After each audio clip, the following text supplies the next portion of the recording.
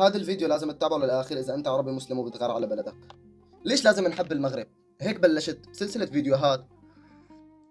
ليش لازم نحب بعض؟ حكيت فيها ليش لازم نحب الأردن والمغرب وفلسطين وسوريا والسعودية، ونهيتها بفلسطين. ورح كمل هي السلسلة، بس للأسف شفت تعليقات كتير سلبية وانتقادات. تمام، أنا مع الانتقاد، ولكن ليش السب والشتم؟ ليش السب والشتم على فيديو أنا عم أحكي فيه ليش لازم نحب بعض؟ عنا اختلافات بالثقافة والعادات، بس هي الاختلافات بسيطة جدا، وأوهمونا بحدود مرسومة بيناتنا، بس هي الحدود مرسومة بيناتهم. هل هي الحدود بتشوفها بأوروبا؟ إنما أوروبا بلد واحدة، والأوروبي بيقدر يفتل الدول كلها بأوروبا بدون ما ياخذ أي فيزا من أي دولة بسيارته بس.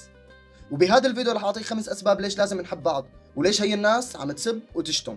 السبب الاول لانه اغلب الشعوب مسلمه عربيه، اغلب الشعوب بدولنا العربيه مسلمه، وهذا اكبر سبب لانه نحب بعض. السبب الثاني لاننا نملك نفس اللغه، واغلب العادات والتقاليد المشتركه بيناتنا بين حشمه وقوه واحترام للغير واحترام الكبير ومساعده المحتاج.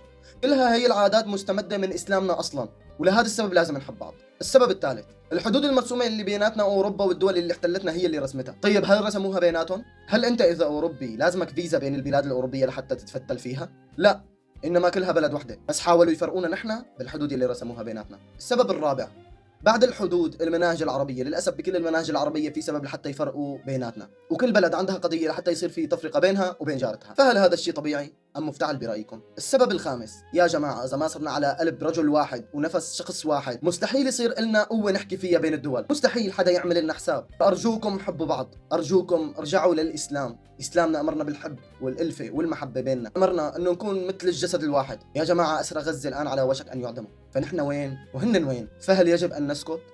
والسلام على من اتى بالاسلام.